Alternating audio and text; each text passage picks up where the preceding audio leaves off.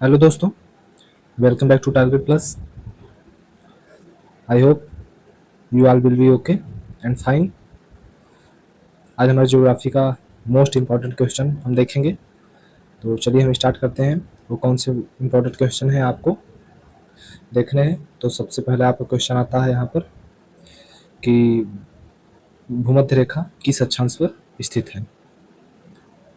ठीक है, सबसे पहले क्या क्वेश्चन आता है कि आपका भूमध्य रेखा किस अक्षांश पर स्थित है। तो आपको दिखेगा 0 डिग्री पर। एंड आपका नेक्स्ट क्वेश्चन आता है पृथ्वी को कितने अक्षांशों में विभाजित किया गया है। यानी कि अक्षांश अगर आप समझेंगे तो जैसे कि ये रहा, ये आपके जो लेटी हुई लाइन होती है ऐसे ऐसे जो होती है सब, ये सारे अक्षांश हैं। ठीक है, ये आपके सारे अक्षांश हैं। ऐसे ही नीचे भी है। तो आप ये सारी जो लाइनें होती हैं आपकी वो कुल मिला करके 180 होती है। ठीक है, एंड नेक्स्ट हम देखते हैं कर्क रेखा किस अक्षांश पर स्थित है। तो आप देखेंगे कर्क रेखा जो होती है ये रही आपकी गोलार्ध गोल हो गया। ये रहा आपका 0 डिग्री और ये रहा आपका कर्क रेखा। ये है आपका कर्क रेखा, ये है मकर रेखा और ये है आपका इक्वेटर। ठीक है, तो कर्क रेखा जैसा कि मैंने बताया ये है आपका कर्क रेखा उत्तर में होती है 23.5 डिग्री। एंड आपका नेक्स्ट क्वेश्चन आता है मकर रेखा किस अक्षांश पर स्थित है। तो मकर रेखा जैसे हमने आपको भी बताया कि ये रहा आपका ग्लोब, ये रही आपके, ये आपका नीचे वाला जो होता है ये आपका ये मकर रेखा है। तो यानी कि 23.5 डिग्री दक्षिण में आपका आंसर हो जाएगा। नेक्स्ट वन आता है आपका उत्तर ध्रुव किस अक्षांश पर स्थित है।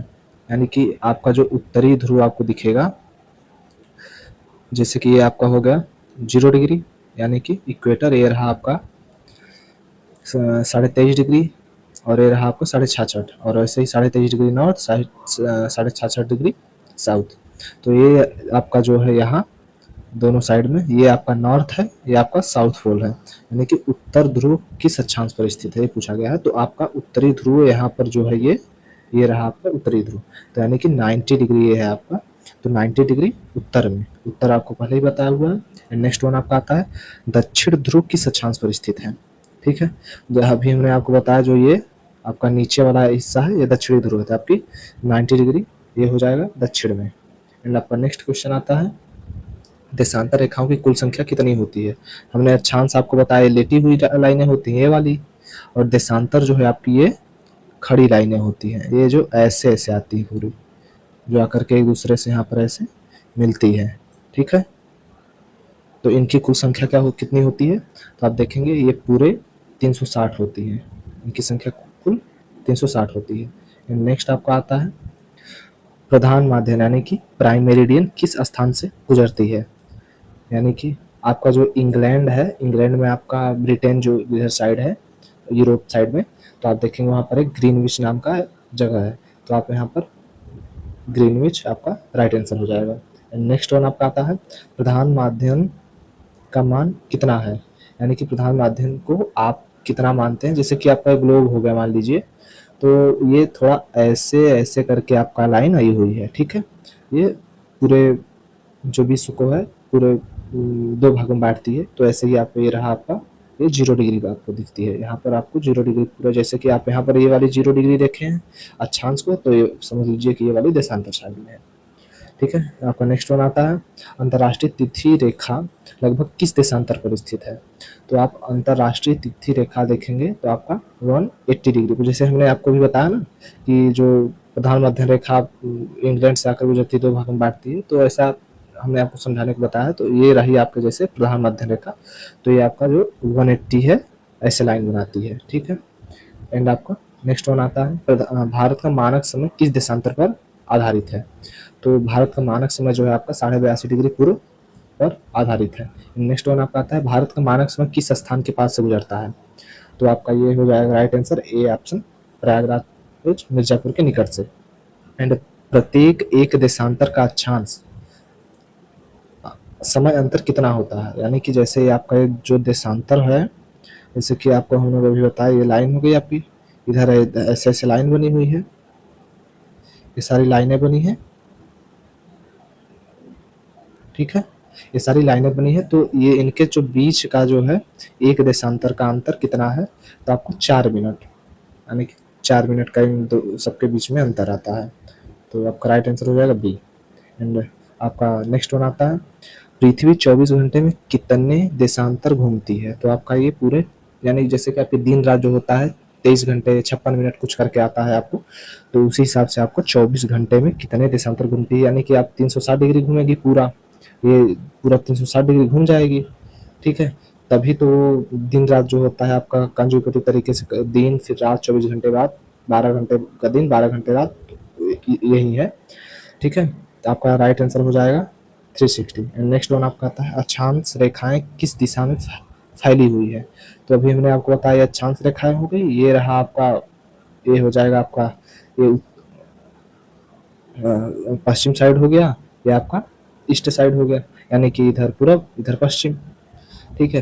तो आप अगर इससे देखेंगे तो पूर्व से पश्चिम, ऑप्शन बी आपका राइट हो जाएगा। एंड नेक्स्ट वन आपका आता है, देशांतर रेखाएं किस दिशा में फैली होती हैं।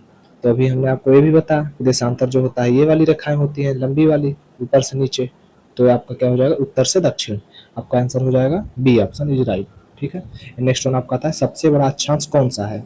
तो आप देखेंगे सबसे बड़ा अक्षांश भूमध्य रेखा है, क्योंकि ये देखिए आपका ये है भूमध्य रेखा, और इधर ये देखेंगे तो दबता जा रहा है अंदर की साइड में। ये अगर आप लाइन ऐसे खींचेंगे तो ये छोटी तो थोड़ा थोड़ा तो छोटी होती जाएंगी, और यह यहाँ पर पोल पर आते आते एकदम शून्य हो जाएंगी, ठीक है।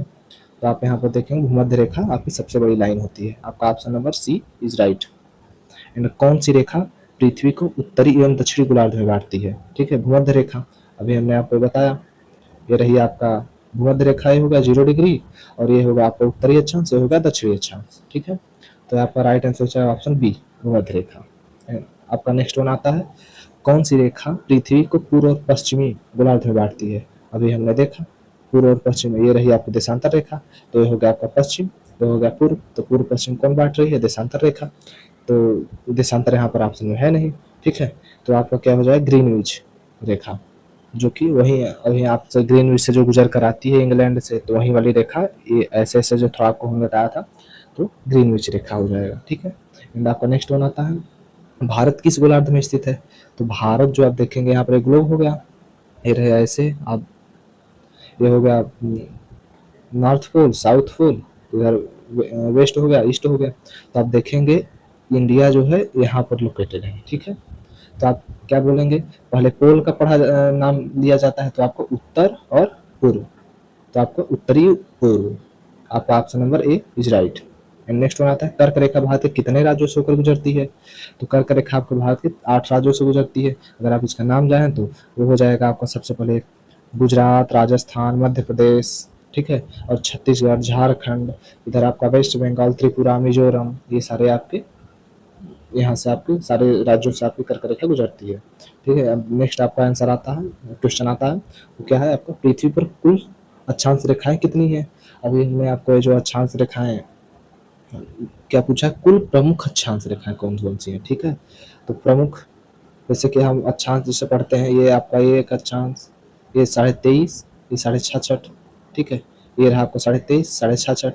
आप स्टडी अगर करने जाएंगे तो आपको अधिकतर यहीं पर आपको आप देखेंगे कि ये सब जो है आप आसानी से देखेंगे कि हाँ एक ये रेखा हो गया 66.5 डिग्री, 23.5 डिग्री, ये इक्वेटर, वैसे ही इधर 23.5, इधर 7.5, आपको 5 रेखाएं जो है आपको दिखेंगी।